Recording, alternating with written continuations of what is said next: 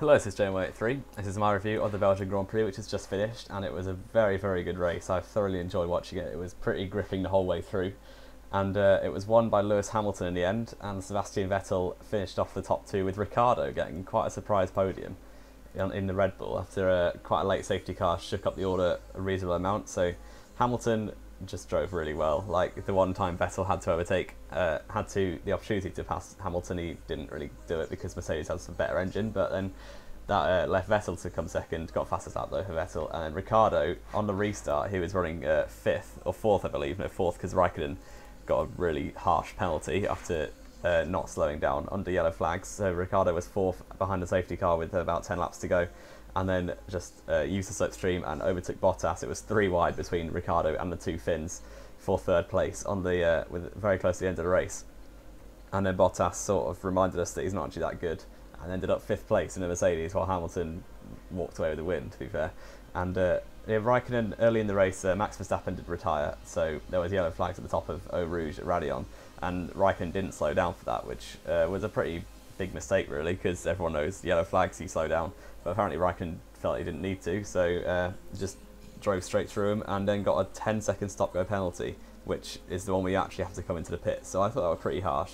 Like, oh, he deserves a penalty, but like that's about 26 seconds that the FIA gave him for speeding under yellow flags, which, yes, it's harsh, he did deserve it, but I don't know, it's harsh to me. But then Verstappen obviously unlucky to retire very early on again, and the Red Bull need to sort themselves out, otherwise he's probably going to leave as soon as he can really. But then the 6th place, Nico Hülkenberg, the best driver in this race in my opinion, and I voted him driver of the day. He is my favourite driver, so take from that what you will. But 6th place in the Renault, and unbelievable job. He was about like 6 or 7 seconds ahead of the other midfield runners before the safety car, and then by the end he made it up to about 5 seconds again ahead of the other midfield runners. So I just want to talk about Force India quickly, who should have been 7th and 8th with Perez and Ocon, but they put themselves on a 2-stop, which was a bit questionable to begin with, and then they completely blew each other up. So Force India, sort yourselves out. It's happened in Canada, in Baku, and now in Spa, where your drivers have tripped over each other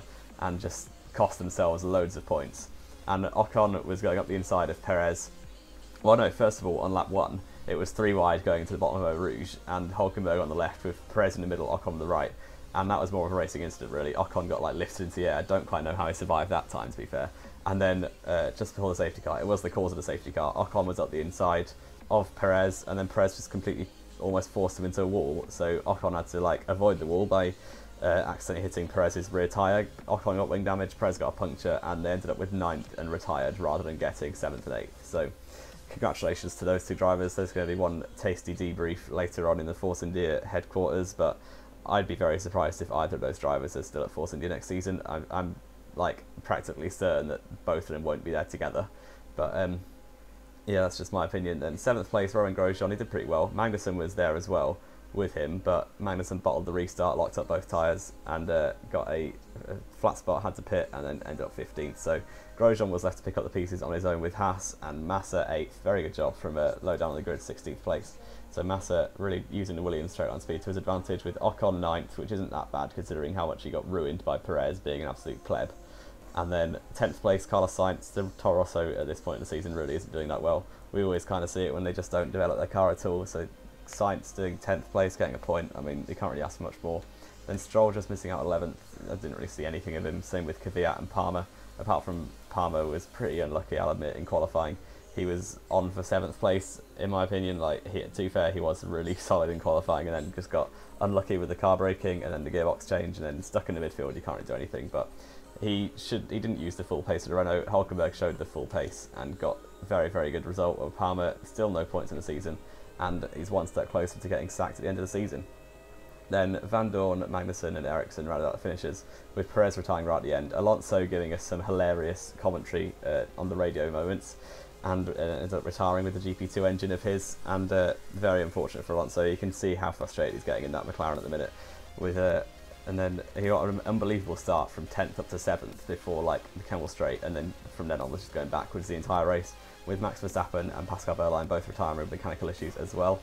And the championship, yeah, Vettel has had his lead cut down to 7 points now, and it's looking decent for Hamilton with a few Mercedes tracks coming up. well, tracks that suit Mercedes coming up quite soon, and yeah, that should be hopefully quite interesting. But that's my review of the Belgian Grand Prix. It was very, very good. One of the best races of the season, probably just behind Baku.